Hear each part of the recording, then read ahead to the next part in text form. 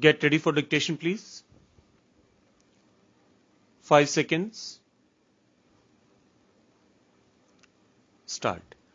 After Mr. Gupta's performance, I suppose it will be somewhat like an anti-climax to come back to the bill.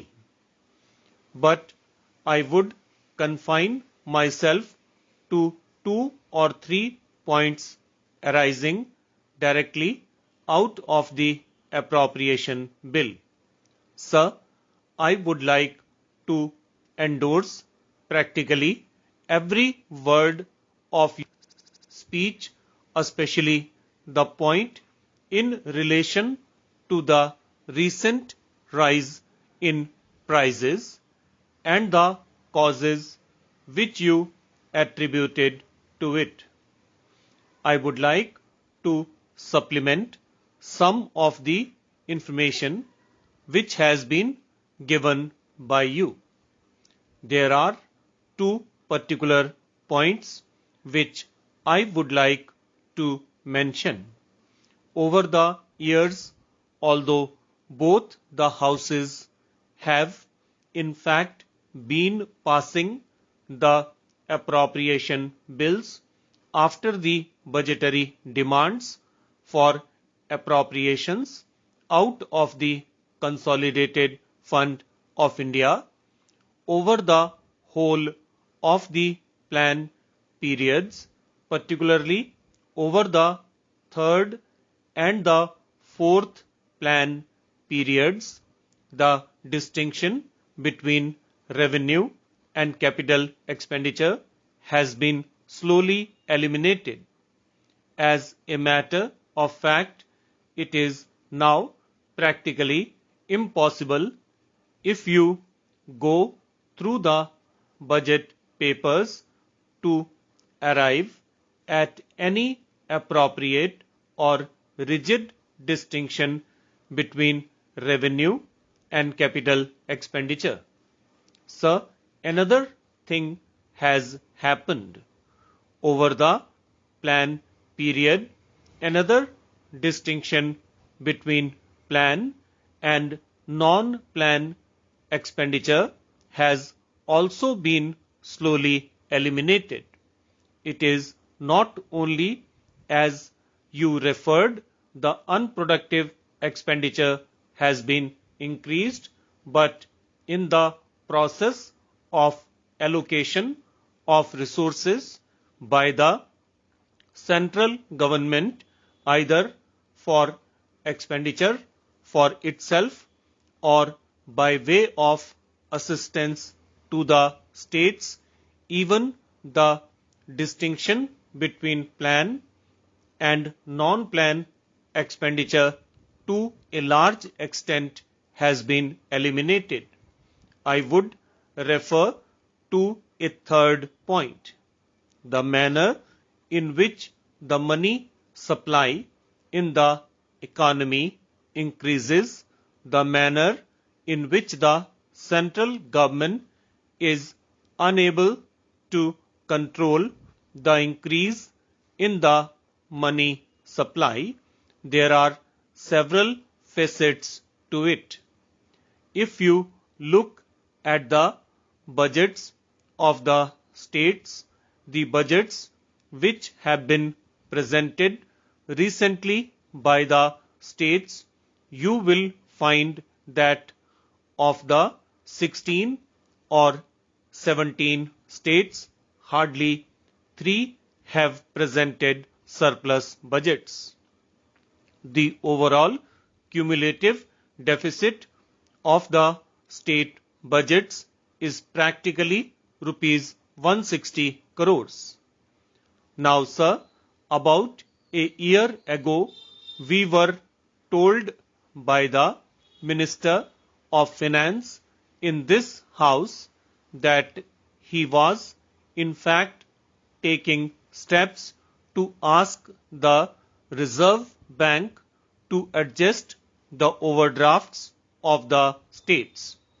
Within 3 months after this declaration, in this house, we were told that they had found it impossible to persuade the states to repay their overdrafts, and all that they were able to achieve was a rescheduling of their overdraft debts over a period, a resettlement of the overdrafts of the states over a period.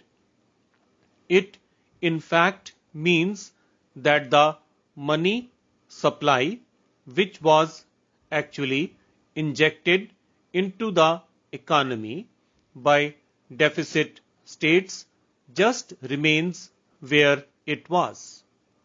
I may further illustrate my point by the fact that while in effect previous overdrafts were not actually adjusted, while it was covered up by a so-called expression of rescheduling of debts over a period, we are now faced in this year in which something like 26% rise in prices has taken place, and at the same time something like rupees 160 crores in the deficit of the states. Sir, you referred to the role of the Reserve Bank. I would also like to refer to it. You quite rightly referred to the fact that at the beginning of the busy season last October, the Reserve Bank had laid down that there will be an expansion of monetary supply only by rupees 650 crores. But within 6 weeks of the declaration by the Reserve Bank, something like rupees 450 crores had already been injected into the economy by way of expansion of credit. Sir, I am one of those who is fairly intimately aware of the manner in which operations are conducted by the nationalized banks. I was also connected with the nationalized banks even after nationalization. Nationalized banks, instead of being more rigidly controlled by the Reserve Bank in terms of the Banking Companies Act, in fact are acting practically on their own in whatever fashion they want to. You will be interested to know that very soon after the Reserve Bank credit squeeze was announced, the major parties who were entitled to the advance limits of rupees 1 crore or more, in fact, ran away with their credit limits by the simple process of transfer to current accounts. We therefore had a situation in which, while the import, export and internal trade, which correctly relied upon credit expansion during the busy season from the Reserve Bank, was starved, and I would say that only monopoly houses, those borrowers from the nationalized banks who had credit limits fixed for them prior to the announcement of the credit squeeze, were by this simple process able to get away with funds.